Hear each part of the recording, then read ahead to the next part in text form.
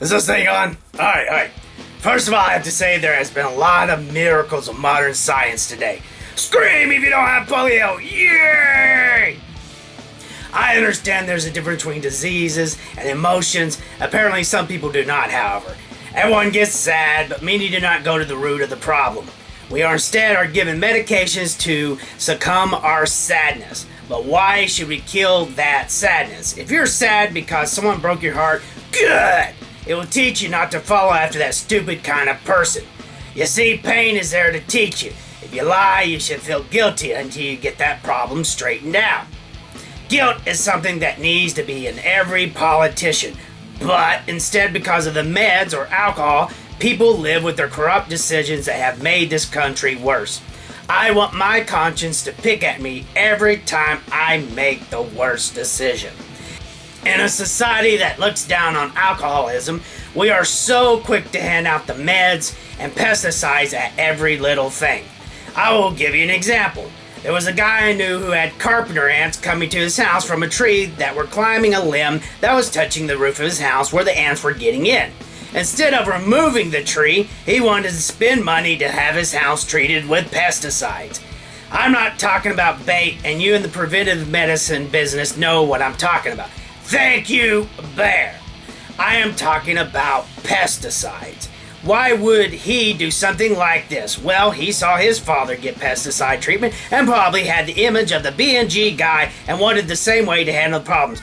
Kind of like the adult son who watched the father who drank alcohol to deal with his problems, or the daughter who handles her problems with drugs because she watched her mother take the drugs to deal with her husband's addiction. Kinda makes you want to think, doesn't it? Now I've covered the fact that we need to find the root of the problem dealing with emotions than drowning out our problems. Now I want to talk about something that is utterly disgusting.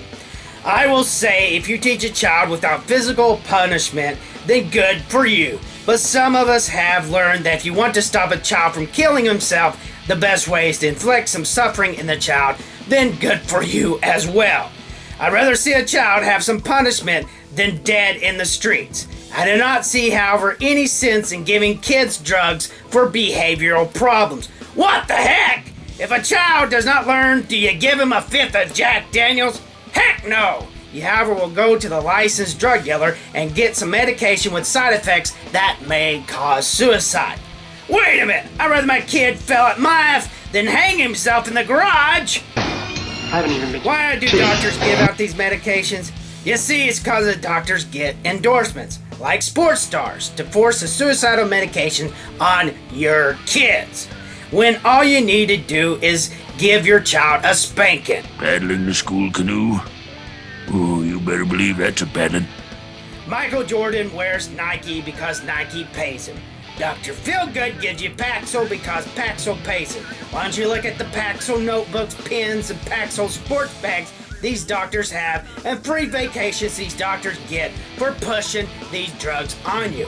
And not to mention the $400 that a school gets for ratting on your child to claim he has ADHD.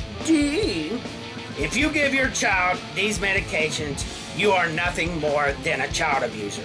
You should look at the past mass shootings and see what meds these shooters were on.